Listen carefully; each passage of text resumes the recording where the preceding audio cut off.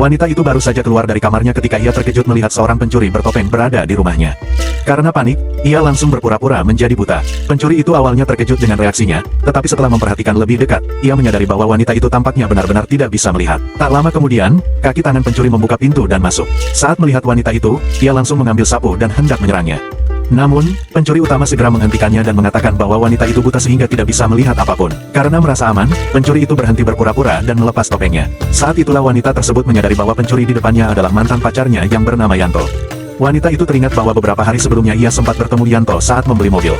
Saat itu, Yanto kekurangan 1000 yuan dan terus menawar harga dengan pemilik toko.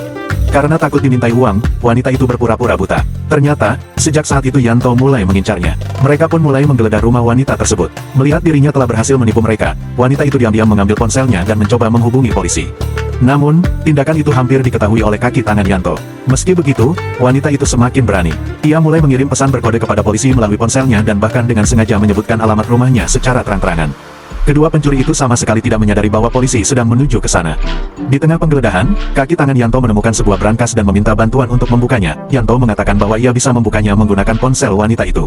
Mendengar hal itu, wanita tersebut berusaha mengambil kembali ponselnya. Namun, ia terlambat. Untungnya, ponselnya terkunci dengan kata sandi sehingga mereka tidak bisa membukanya.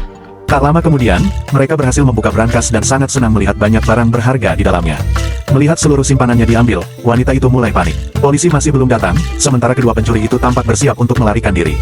Tiba-tiba, ia mendapat sebuah ide. Wanita itu perlahan berdiri sambil bergumam bahwa ia ingin mandi. Ia kemudian melepas jubah mandinya dan berjalan menuju kamar mandi. Pemandangan itu membuat kaki tangan Yanto terkejut dan mulai terbawa suasana. Ia mencoba mengikuti wanita itu ke kamar mandi. Yanto langsung menahannya dan berusaha menghentikannya. Namun, kaki tangannya tidak mau mendengarkan. Ia menganggap semuanya hanya permainan sebentar saja dan tetap bersikeras masuk. Tanpa ia sadari, itu adalah jebakan. Saat ia membuka pintu kamar mandi dengan penuh semangat, ia justru menemukan ruangan kosong. Tiba-tiba, wanita itu muncul dan langsung menyemprotkan semprotan merica ke wajahnya. Di saat yang sama, di luar kamar mandi, Yanto menemukan video di ponsel wanita itu dan akhirnya sadar bahwa wanita tersebut sebenarnya tidak buta. Namun semuanya sudah terlambat. Kaki tangannya sudah lebih dulu dijebak dan diikat menggunakan kawat. Yanto segera masuk ke kamar mandi untuk menolong rekannya. Tetapi saat ia lengah, wanita itu memanfaatkan kesempatan tersebut untuk melarikan diri keluar. Ia kemudian menggunakan bangku untuk menjebak dan mengikat mereka berdua. Dalam keadaan panik, Yanto mulai meminta maaf dan mengaku salah. Ia memohon agar wanita itu memaafkannya. Wanita itu pura-pura setuju dan perlahan menyingkirkan bangku tersebut. Kedua pencuri itu masih sempat memikirkan rencana untuk menculik wanita tersebut. Namun, mereka tidak menyadari bahwa saat pintu dibuka, polisi sudah menunggu di luar. Akhirnya, mereka pun ditangkap dan harus menerima hukuman yang setimpal.